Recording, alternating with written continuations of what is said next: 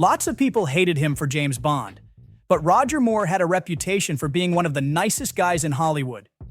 He had that effortless charm, that self-deprecating humor. Whether on set or off, he got along with just about everyone. But there was one Bond co-star who seriously tested his patience, and when Moore talked about him, he didn't hold back. That co-star was Hervé Villechaize. You know him as Nick Nack in The Man with the Golden Gun. Villechaize's story is the kind Hollywood loves. Before landing his big break, he was living in his car, barely scraping by as a struggling artist. Then out of nowhere, he's cast in a James Bond movie, alongside Christopher Lee and Roger Moore no less. Not bad for a guy who at one point was working as a rat catcher just to make ends meet. Christopher Lee would later say that filming The Man with the Golden Gun was the happiest time in Villechaize's life. And maybe that was true. But according to Moore, Villechaize took full advantage of his new status, and not in a way that made him popular on set. Moore described Villechaize as, quote, a diseased sex maniac.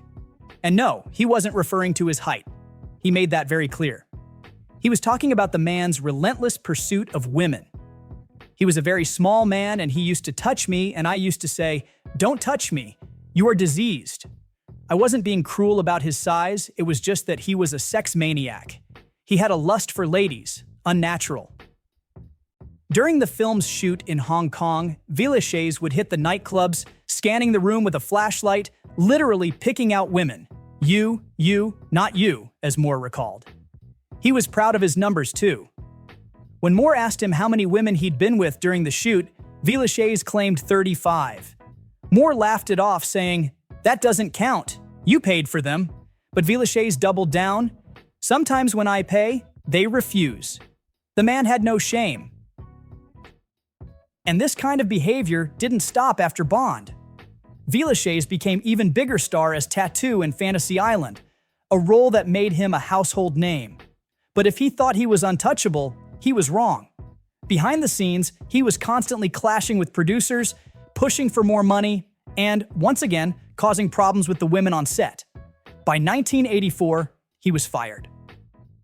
And from there, the fall was just as dramatic as the rise. The paychecks stopped coming. The roles disappeared.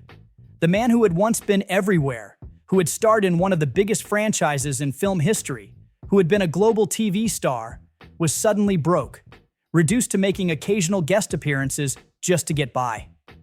His career never recovered. Unfortunately, neither did his life.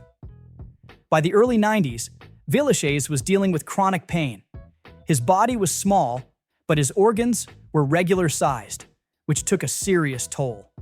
His health declined, work dried up, and in 1993, at just 50 years old, he passed away.